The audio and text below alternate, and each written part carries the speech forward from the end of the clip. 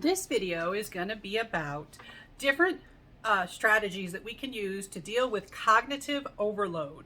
Now, previously I talked about the idea that we have a certain capacity for how much information that we can handle. We have a cognitive load.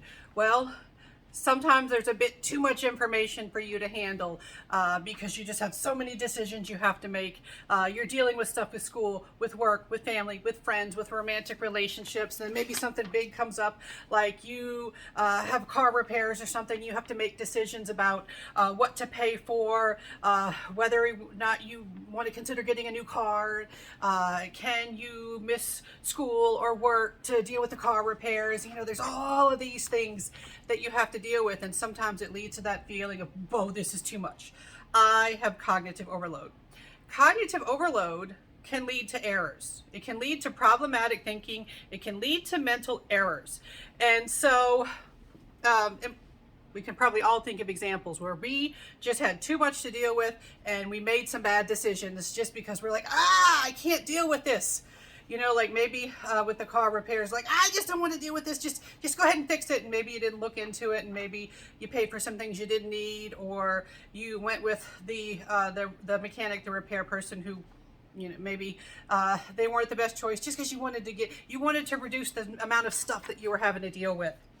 And so when we are faced with too much information, when we're faced with overwhelming information, we have evolved some strategies, imperfect, but still somewhat effective strategies for making things simpler, or at least feeling simpler.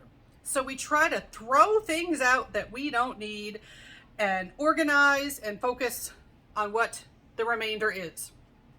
One thing we can do is we can be a cognitive miser.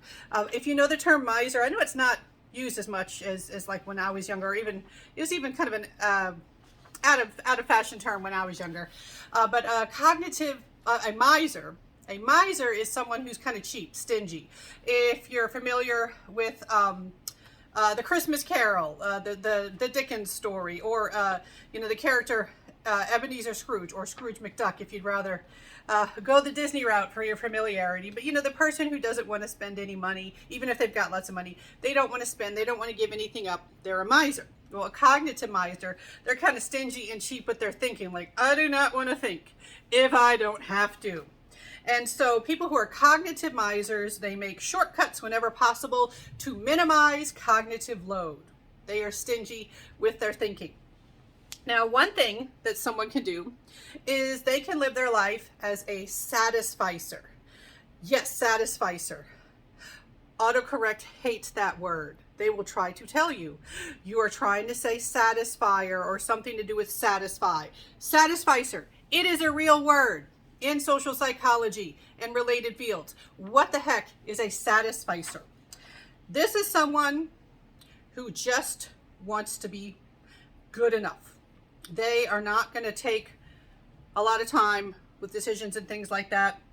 They engage in decision making based on minimal criteria, just good enough for the circumstances. So it could be something simple like, hey, what do you want to have for lunch? What's closest? That'll do. All right. Or what should we order? What's the special? That'll do. You know, or if you need to,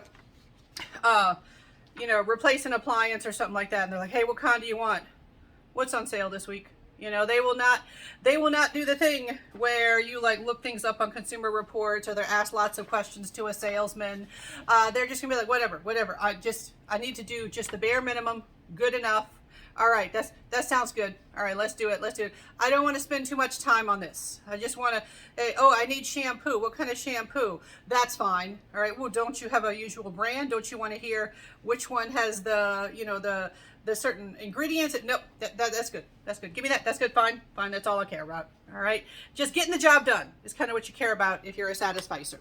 And yes, you can be a satisficer in some types of situations and not others. So like for me, if I am like shopping for appliances, I do tend to be a satisficer. I just hate the process. So I'll be like, does it work? All right. No red flags, no reviews online saying, don't buy this, it's the worst thing ever. Okay, that's fine. I'll take it. Whereas my husband, He's like, I gotta go look this up.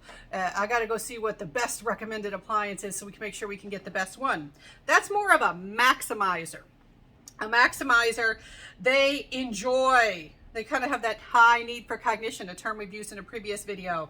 They enjoy thinking through all the options and worry about making the wrong choice. So they are more careful, they are more slow, they are more deliberate. They use more logic than intuition, to use some of the terms from previous videos. Now, like I said, you can have some situations where you're a satisficer and some where you're more of a maximizer. If it's something like choosing a school for my children or making a decision about my children's health care, I'm not a satisficer there. I will be slow and deliberate and look things up and get referrals and references and educate myself. All right. So, there are some things where I'm like, I don't have time to think about that. Other things I'm like, oh, I need to slow down and I need to think about it. All right. But these being a satisficer, that is one way to be a cognitive miser.